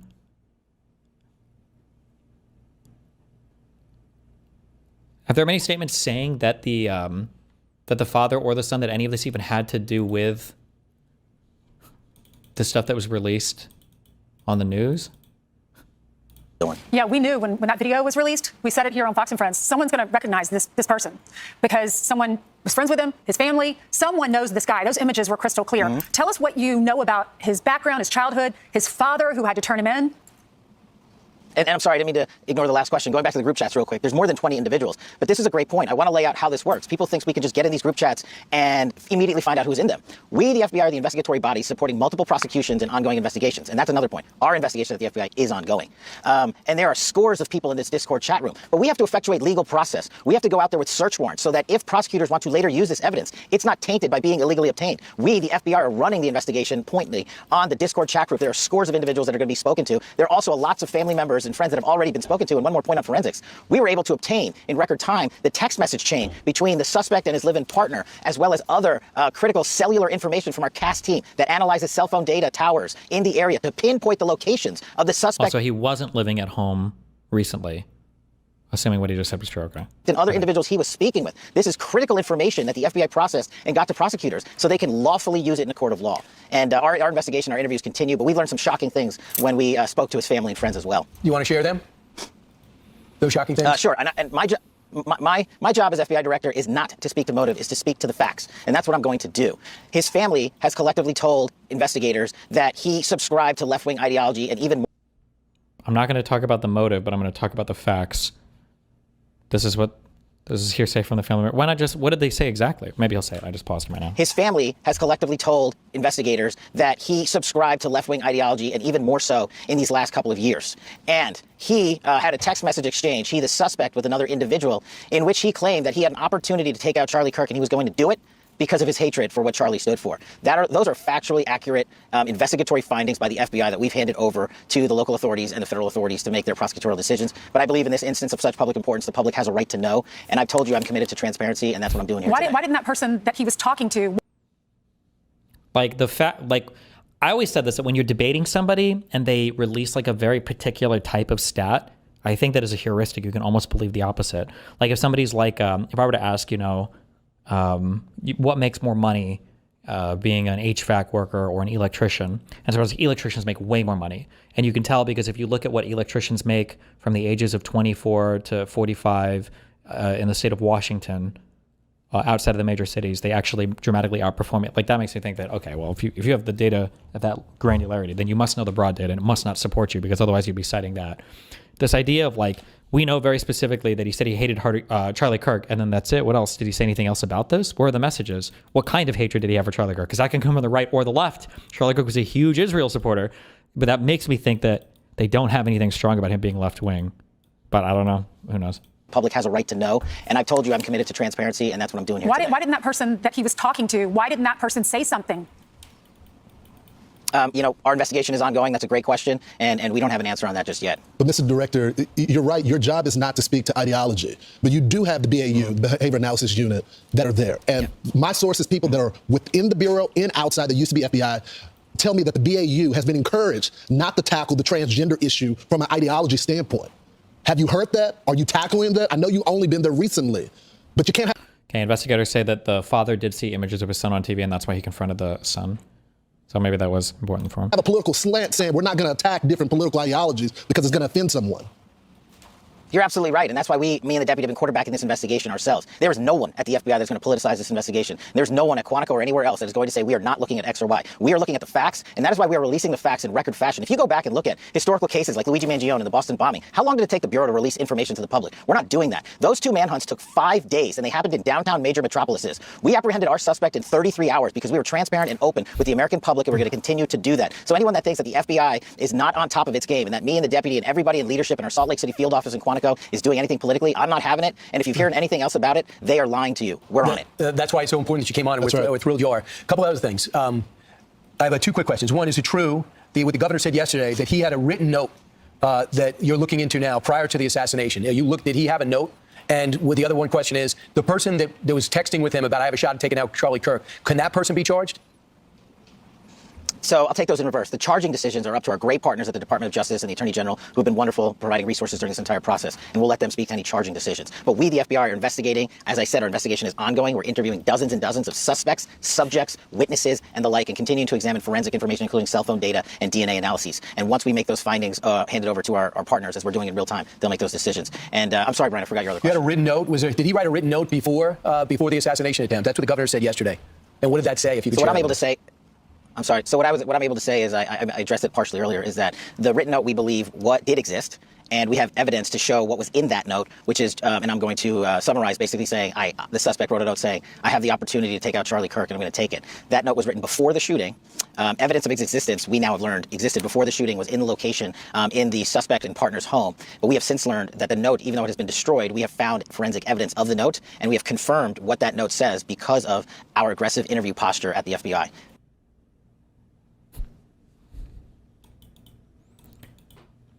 Without more information, that's kind of scary and sketchy. So there's a destroyed note. We don't know what it said, but they're going to tell us what it said. Okay. So, Mr. Director, I'm curious, and there has been some criticism, so I appreciate you coming on our program and discussing it with our audience. Can you tell us what was happening on the ground? Apparently, according to sources, you weren't getting some information, you requested photos, and you were being stonewalled. And I think it's important to note, there's always some sort of tension between local cops on the ground and the feds. They want to handle their own investigation. But of course, with an investigation of this magnitude, you have to step in, you have the resources. But can you explain, was it the local field office, was it the state police? What was going on? So the local authorities have been fantastic. Okay. The local sheriff, the state PD have been wonderful. And any investigation, as you hinted to, of this magnitude has so many people in it because I'd made the decision to search so many resources. And to get the information up to me was of the utmost priority. So I worked with my team to say, hey, there's not going to be any delays. We're not going to do it the way we normally do things. So the only thing that people were doing at the FBI was how they knew how to do things. I had to expedite that process. That's my job. That's what I thought this case deserved. And that's what this case was rightly calling for. So I made the tough calls. But I wasn't critical of anyone in particular. I just said, we got to move faster. And that was my call to make. And if there's any criticism there, you can put it right here. Who wasn't giving you information, Director? Who wasn't giving you the photos when you requested them quickly and it didn't make it to you? Who denied that order? It's all just virtue signaling bullshit. Like, it was just standard. Everything was probably just standard request and everything. He's not going to have an answer for this, is he? It's not a denial of the order. Just to clarify, I'm glad we're talking about this. The photos were produced. They just weren't produced in a timely fashion that as in he had to ask for them or whatever. Like, it's just fucking retarded. Yeah. I felt was appropriate for an investigation of this magnitude. So I came in and I accelerated that process. So in the 24 hours after, when we were still looking for the guy, I know you posted that we got him. And that ended up not being true. You took some incoming because of that. What led to you posting that? Why did you feel so certain about it? And what do you have to say about the criticism? No, I appreciate this opportunity. Look. What was the exact tweet? Because I know that he typoed subject. Instead of saying anything, he should just say, well, when I said subject, I meant like a subject for questioning, not the actual suspect or something. I wonder if he could get away with that bullshit. As I stated, I was being transparent with working with the public on our findings as I had them. I stated in that message that we had a subject. Oh, he did it! Oh, wait, link me the tweet! What? I have the mega brain! Wait, link me the tweet. That was totally a typo. He meant to say suspect. Wait, where's the tweet?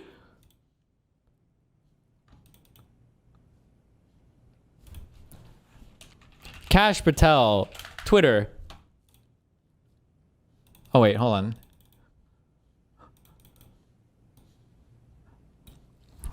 He did typo that. No, he's saying it was, no, this is a typo. It doesn't make sense if you read it otherwise, right? Imagine this as suspect.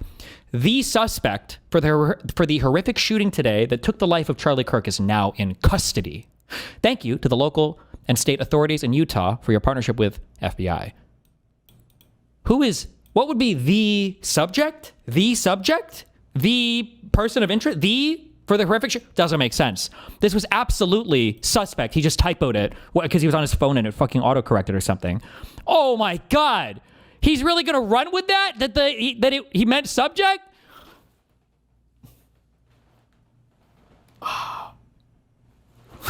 Oh my God. And that we were going to interview him, and we did. No, I appreciate this opportunity. Look, As I stated, I was being transparent with working with the public on our findings as I had them. I stated in that message that we had a subject and that we were going to interview him, and we did, and he was released. The job of the FBI is not just to manhunt the actual suspect who did the killing or suspects, but it's also to eliminate targets and eliminate subjects who are not involved in the process, and that's what we were doing. Could I have worded it a little better in the heat of the moment? Sure. But do I regret putting it out? Absolutely not. I was telling the world what the FBI was doing as we were doing, and I'm continuing to do that, and I challenge anyone out there to find a director that has been more transparent and more willing to work the media on high-profile cases or any. This is kind of what I said before about how, like, infinite transparency, it's not a good thing. There's a reason why some information is released to the public and why some information isn't released to the public, right? Ongoing investigations can turn over a lot of evidence. You might have a lot of opinions or ideas or beliefs about a thing, but you don't necessarily have all the facts to back it up. Releasing every single individual thing to the public for them to draw their own conclusions on is not really a good idea, because investigators have the ability to dig through and find information that, you know, the public ordinarily wouldn't have access to. I don't want bits and pieces of my life spewed out onto the internet for people to draw conclusions about without having like a holistic picture put together in a courtroom or something. This is why you don't have unlimited transparency, especially into ongoing investigations, generally speaking. Oh my God, I can't believe he ran with that. Any case the FBI is handling than we have been. And just follow, do you think that guy was part of the plot to distract you while this guy got away? Do you think there's any connection between two of those people that stood up and acted crazy at that moment? I can't believe he used that meme. Well, as it's now been publicly reported, some of these people were taking claims for this horrific act of violence and they had nothing to do with it. Others were working what we call a daisy chain analyses, and this is where the cell phone data dumps are so important. We're seeing who talked to who, not just in chat groups. We're seeing who texted who was around who. We're using our geofencing capabilities to map out exactly where individuals were, and then we're also getting into their personal cell phone information to say, were you calling so-and-so, were you texting so-and-so? And we know the suspect was communicating with folks, but as I've said, that cell phone tower information, you got to get it the right way, with search warrants, with lawful authority, so that our prosecutors can use it in court for whatever investigations they decide to prosecute. Cash, he's not saying a word. He's not admitting it. Is he remorseful? And what happens to him? Does he get the death penalty? Well, I'll let the state authorities speak to their prosecution, which is ongoing. As I think your summary is correct, based on my information that I have, he has not been cooperating in terms of interrogations with our law enforcement officials. And Mr. Director, we always appreciate it because every time there's silence, that's when the conspiracy theories pop up. Yeah. So we appreciate you coming out with us today and just telling people what you know. That's where the conspiracy theories pop up. Yeah, because you guys make them. Because you make the conspiracies, you fucking morons. You guys make conspiracies no matter what. Even if everything comes out about this investigation, you're still going to make conspiracies. Oh, my God. Appreciate it, Mr. Director. Thank you so much. I'm Steve Doocy. I'm Brian Kilmeade. And I mean... Do I need to watch the rest of this? Is there anything else of value here? My God.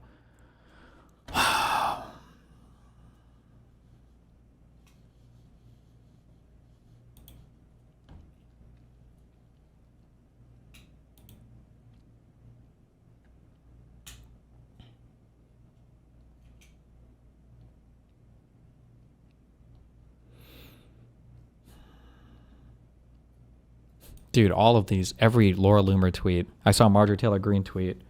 There's just been fucking unhinged. Oh, that Metatron video.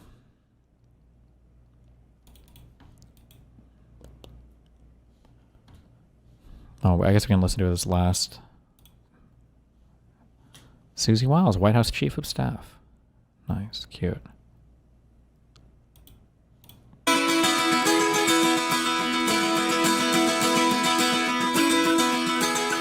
Shortly after Usha and I left Charlie's family and Charlie's remains in Arizona, I read a story in The Nation magazine about my dear friend, Charlie Kirk. Now, The Nation isn't a fringe blog. It's a well-funded, well-respected magazine whose publishing history goes back to the American Civil War. George Soros' Open Society Foundation funds this magazine, as does the Ford Foundation.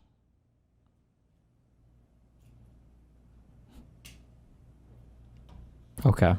And many other wealthy titans of the American progressive movement. The writer accuses Charlie of saying, and I quote, "Black women do not have brain processing power to be taken seriously." But if you go and watch the clip, the very clip she links to, you realize he never said anything like that. He never uttered those words. He made an argument against... Why the fuck are we attacking, clip chimpers here? What are we even doing right now? What? Okay. Affirmative action as a policy.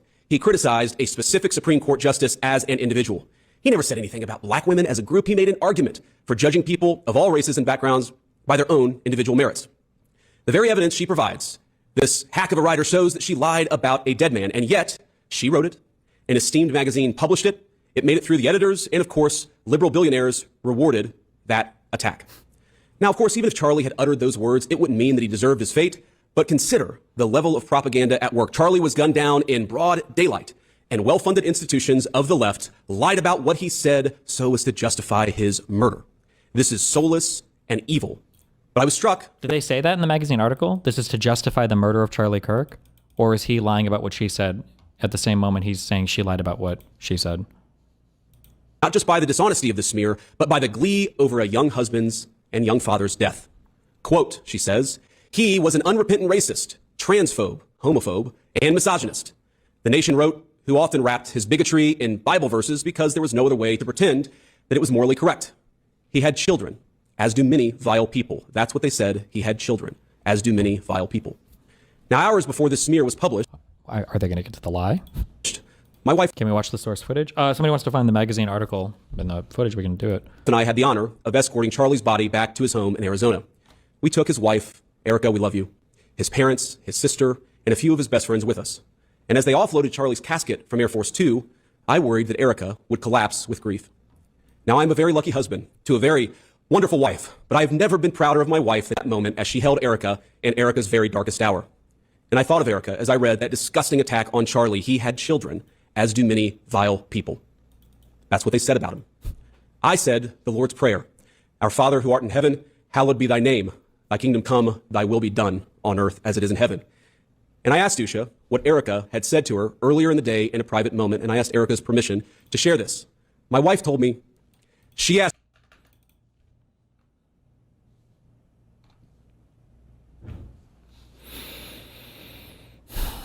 All right, hold on. me for advice. Erica asked me for advice on how she should tell her children that their father had been murdered.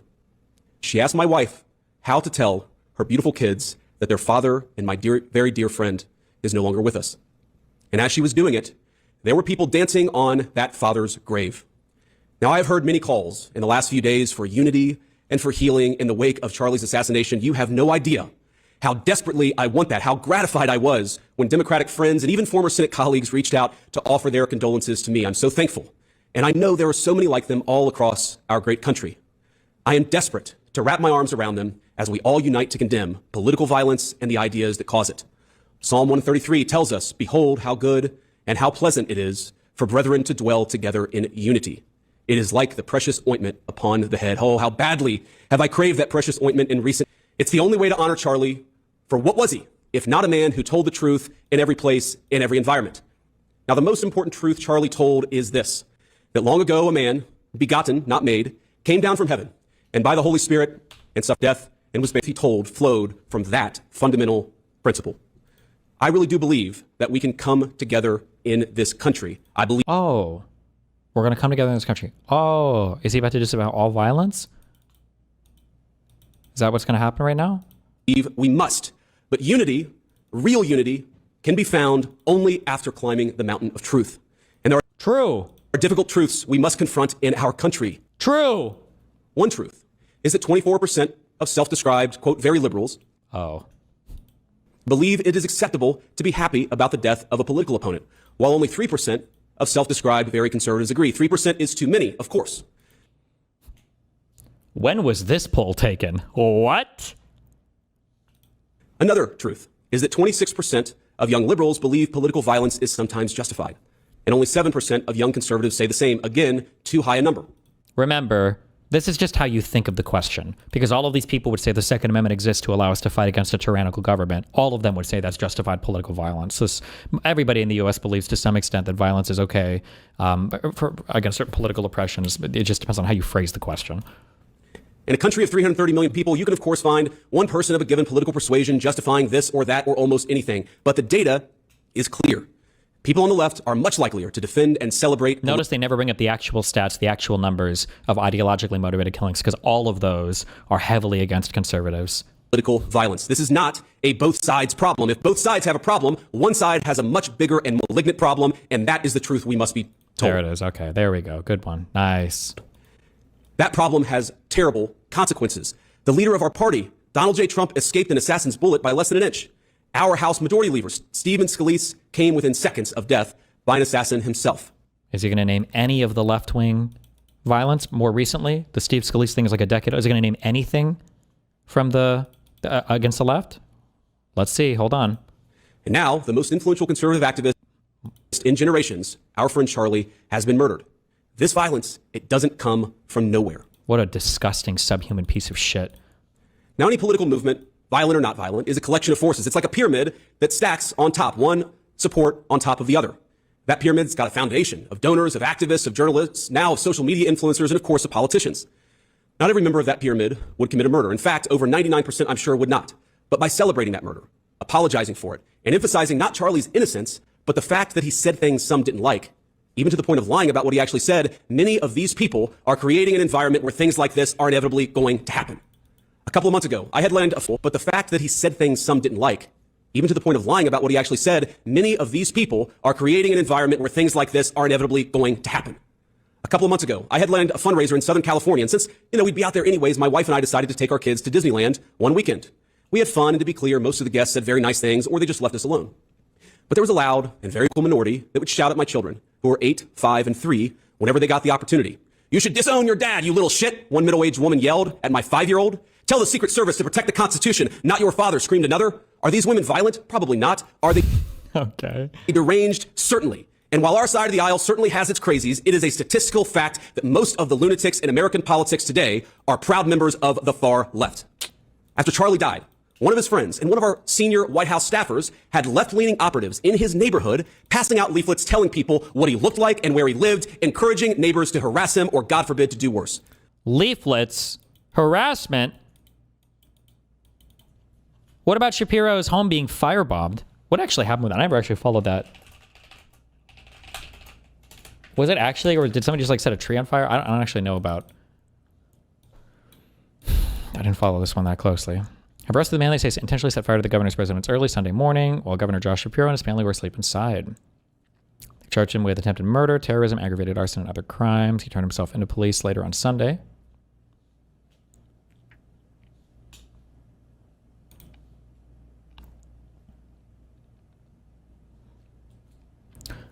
Investigators say Ballmer told them that he'd been harboring hatred towards Shapiro and would have beaten the governor with a hammer if he'd encountered him during the break-in at the Harrisburg residence. What does that sound like? Oh, holy shit! Oh, I thought this was like a fire in the yard. Okay, wait, damn! Wait, what?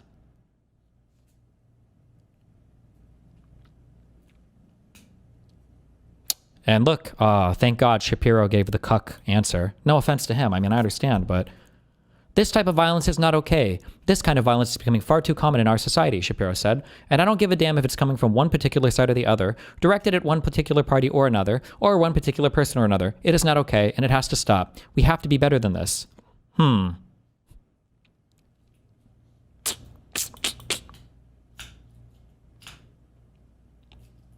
Destiny, it sounded like Vance implied the left was apologizing for the death of Kirk. You should replay what he said. Destiny, honest question. Why didn't we follow these attacks on the left more closely? Was it because they were regional, not national, or some other worse reason? Because conservatives set the media agenda. We talk about what conservatives want us to talk about. So that's why we spend most of our time talking about trans people and whatever the fuck else.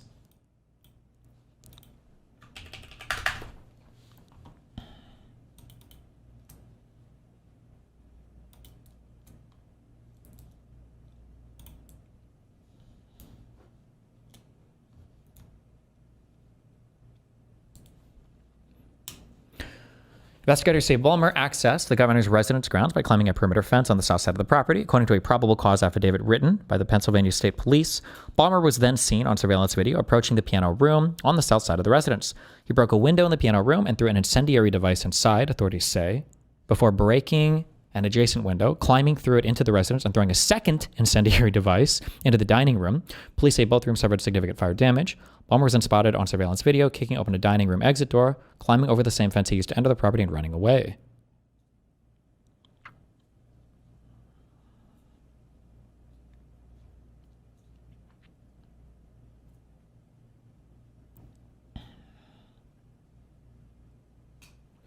In a subsequent interview, investigators say Ballmer told them he hated Shapiro and was aware that Shapiro and others might be in the house at this time of the attack. When police asked Ballmer what he would have done if he'd encountered Shapiro, he advised he would have beaten him with his hammer, officers said.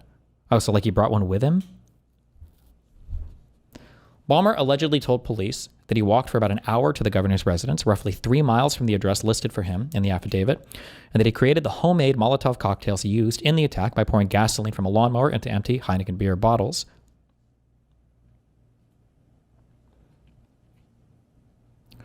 In his residence, they found a Snap-on jacket, a black bag, and a small sledgehammer the police say were identical to those used by the perpetrator.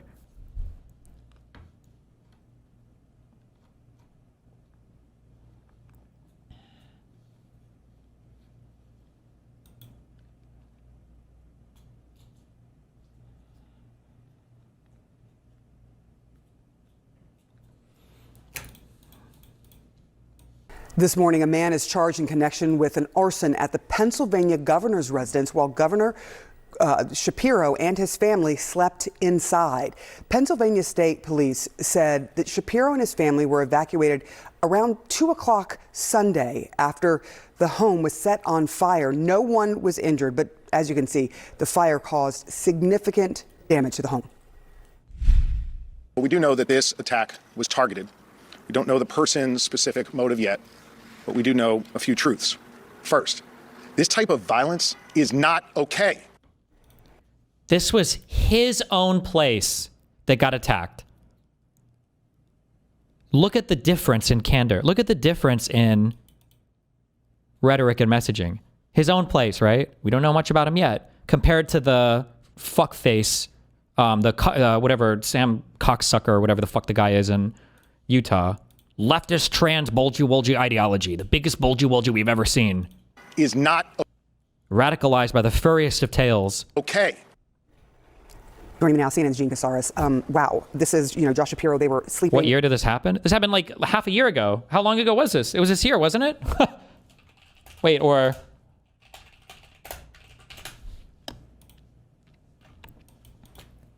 We don't know about anything happening in our country right now. This is unhinged shit. This was 6 months ago.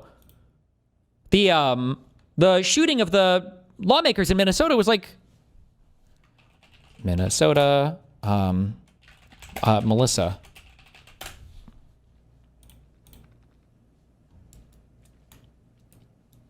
Was around the same time? In June? So 2 months later. This story was gaslit as fuck in Pennsylvania. I was told for months the guy was a socialist because of a few posts on Instagram. The community that pushed it wouldn't even acknowledge that they were wrong at all.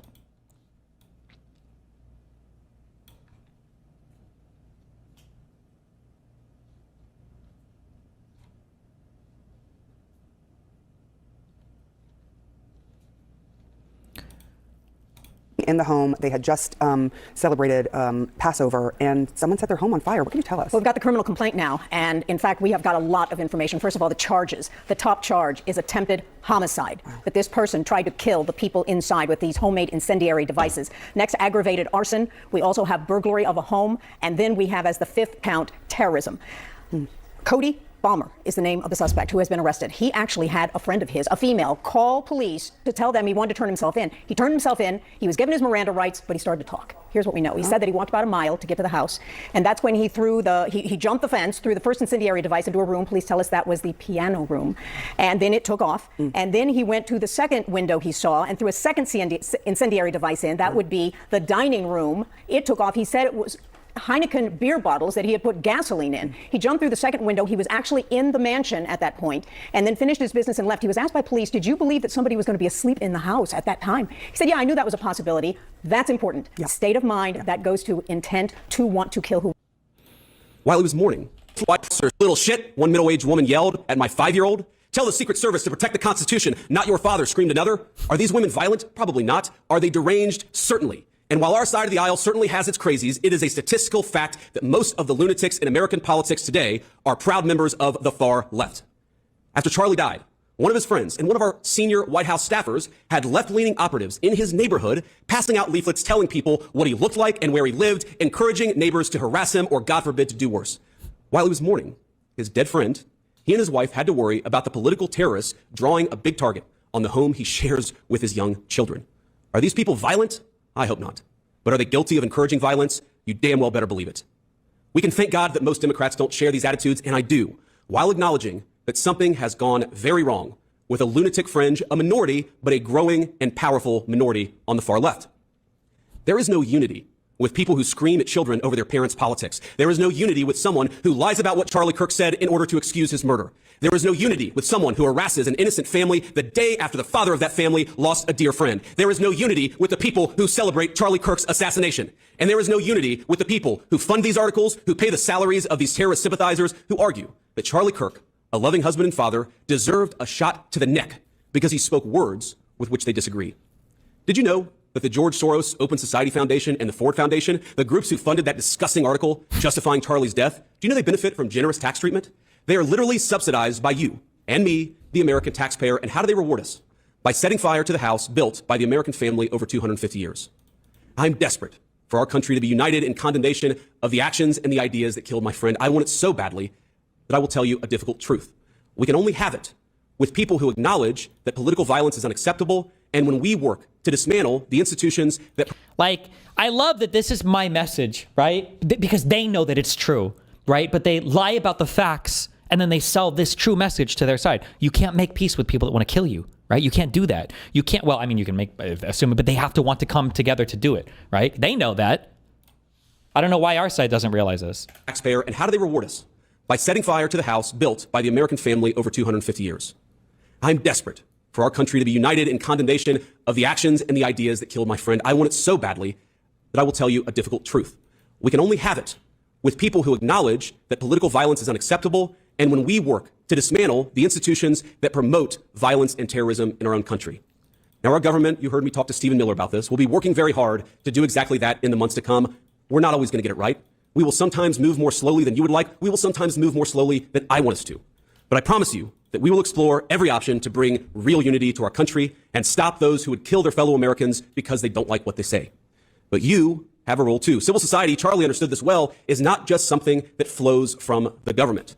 It flows from each and every one of us. It flows from all of us. So when you see someone celebrating Charlie's murder, call them out. And hell, call their employer. We don't believe in political violence, but we do believe in civility. Okay. And there is no civility in the celebration of political assassination. Get involved, get involved, get involved. It's the best way to honor Charlie's legacy. Start a chapter of TPUSA or get involved in the one that already exists.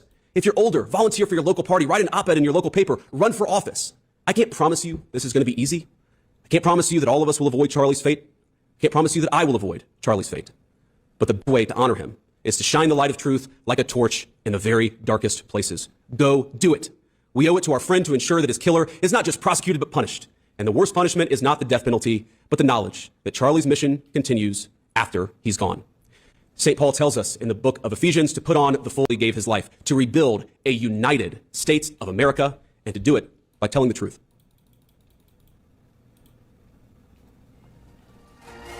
Jesus Christ.